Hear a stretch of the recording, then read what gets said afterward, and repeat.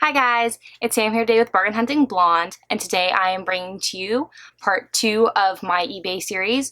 So in this part, I'm going to be answering some of your questions you guys had that are a little more specific about buying on eBay. If you have not seen part 1 of this video, I will try to link it up above, and I'll definitely link it down below. Part 1 is tips and tricks for buying on eBay, and I also include 6 of my favorite eBay sellers and who I would recommend.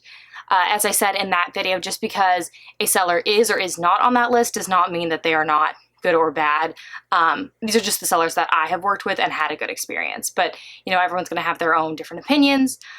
So just keep that in mind. And of course, as I said in the other video, when buying on eBay, just use your best judgment. Same with buying on any other platform. It's just with eBay, you do have third parties putting their stuff on the eBay platform. So those third parties can kind of be sketchy. It's not necessarily that eBay's sketchy, it's the third parties and the sellers where you don't have that interaction with something like Fashion File, The RealReal, because they are taking those goods and putting them up themselves. So something to keep in mind. First, I've gotten a lot of questions about shipping, specifically shipping from Japanese resellers. So used to be before COVID that most of the Japanese resellers had free shipping, and they also all shipped via EMS unless it was a very specific item. Like I noticed certain resellers with watches would want to ship with like DHL or FedEx or something like that, or like a higher end jewelry piece. But for most of the goods I was buying, which were handbags or small leather goods, they were shipping with EMS, which is like their USPS. EMS is very efficient and very fast, especially compared to USPS now in the United States. They get the bag normally to you within like 2 to 3 days, which is amazing. Granted, that's for me in California. I'm not sure for everyone else, but from Japan to California, that's about how long it used to take for me. Currently, EMS is not shipping to the US. So I know some people had packages that got stuck with EMS and had to get refunded or had to like wait. If you are in Canada and watching this, EMS is now shipping to Canada but not to the US. So that means that most of these Japanese resellers have turned to shipping with DHL or FedEx. DHL and FedEx are also both very fast and very efficient, but there's one big difference that I've noticed with FedEx, DHL, and EMS, and that is where the second question comes in, which is customs. With EMS, I literally can say this 100% never got charged customs, regardless of if I was spending over $800. If you're spending under $800 with either DHL, FedEx, or EMS, you are not going to pay customs. Over you will with DHL, and FedEx. So EMS could have been charging customs, but from what I've heard from Japanese resellers who I've asked, they just say that EMS is lazy, which I can see. It's fine by me, but the Japanese resellers are very cognizant of not wanting to break rules. So regardless of what shipper they are using, they always say how much the value is in, I believe they use yen, not yen. Whatever the Japanese currency is. I'll have to figure that one out. But they don't put it in dollars, but they put it in their pricing, and they will like say what you paid for it. And just sometimes EMS just doesn't care and doesn't charge you customs even if it was over that $800 conversion into US dollars. So with DHL and FedEx, they're on top of it, and I have always had to pay customs with both of them, especially DHL, which is who most of the people use. Also, when they're using DHL, they often charge a $30 shipping fee, which can kind of seem like a lot, but it gets to you really quickly. It'll get to you within easily 2 days. Sometimes even like I'll order it one day and then it'll be there like late the next day, just depending on like what plane and stuff it gets on and how quickly it gets to me. So definitely something to consider is customs, because you do pay customs on top of whatever tax eBay is charging you. And so that's 8 to 9% on top of whatever you're paying for the good, and then for taxes, and then for shipping if you're also paying for shipping. DHL, this kind of annoys me a little bit, is you end up paying more than 8 or 9% because they do charge you like a DHL like transaction fee, which is interesting because you can't get around that. Like you think it's because like, oh, it's because I'm paying it online and using that platform. No, if you call as well to pay, they still charge you that fee. So it ends up being a little more. Something definitely to consider, definitely to add into your handbag math. So if you're buying from Japan and you are buying an item that is going through DHL, this is what you're going to end up paying. You're going to pay for the item. You're going to pay tax on the item. I think to every single state now, eBay charges tax.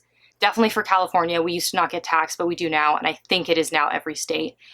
Then you're going to pay DHL, depending on the seller, shipping. Let's say you're paying shipping, so that's another $30. And then on top of that, you're paying customs. So you're paying actually another fee on top of the 3 you're already seeing when you check out. So that's definitely something to take into account when you're trying to think, like, am I really saving that much by buying from a Japanese reseller? So we've gone through shippings, we've gone through customs. I've also gotten a lot of questions about eBay Authenticate. So eBay Authenticate is eBay's authentication service. I definitely think it's a great idea. I love that eBay's doing it. They mark on the good that the good has been eBay authenticated. So it is per good and not by the seller. I have found that it definitely varies on the different sellers and the different items. I noticed that items that are newer and higher priced have a tendency to be eBay authenticated than the items that are older and more vintage and more reasonable, which is fine. I personally, even when an item has been eBay authenticated, I still go and use real authentication and make sure that the item is authentic.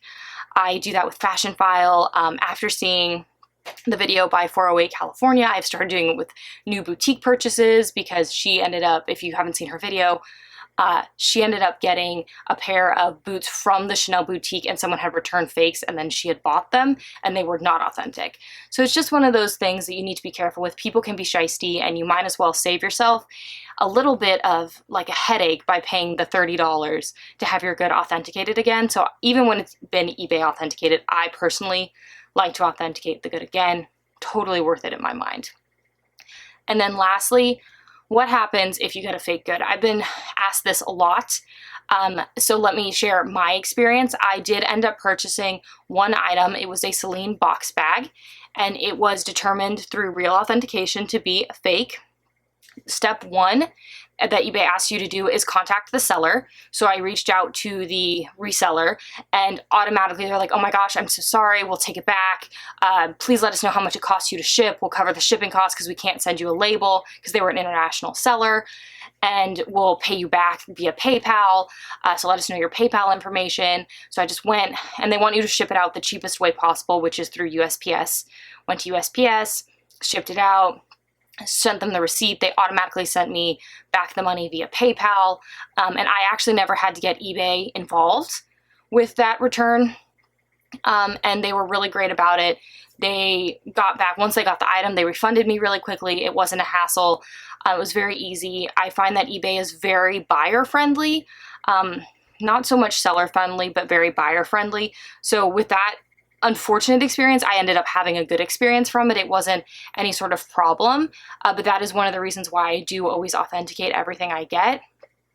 I do know that if the seller is not receptive to you returning the item, you do have to go through eBay, and eBay does still make you contact the seller first. So you contact the seller. If they don't respond, eBay gives you a date and they say, let us know if they haven't gotten back to us by X, and we'll work with you and the seller to get back your money and the good back to them.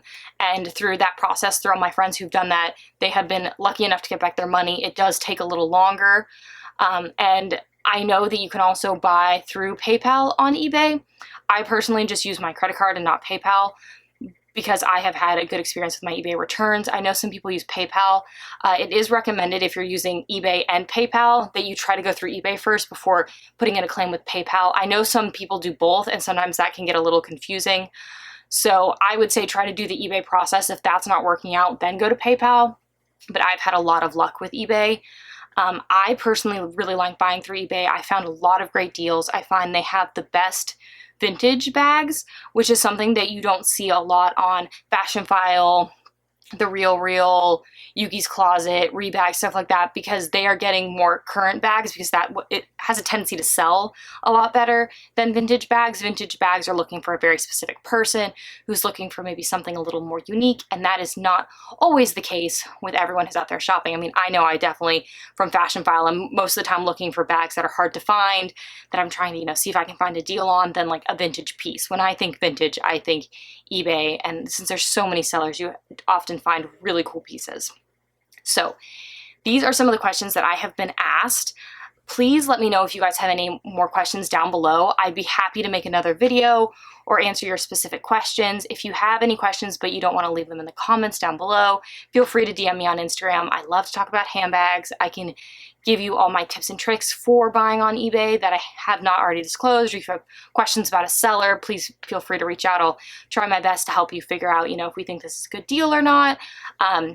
Though I will say I get a lot of people who message me like, hey, I found this bag for X. Is it a good deal? And a lot of times it's not a bag that I've been looking at, so I don't actually know if it's a good deal and I don't know the pricing, but I'm definitely willing to help and still let you know hey, I, not interested in that bag, so I haven't really looked at it, but that price sounds good to me. So if you like these sort of videos, please make sure to hit the subscribe button down below and the notification bell so you get notified every time I upload a new video, which is about twice a week.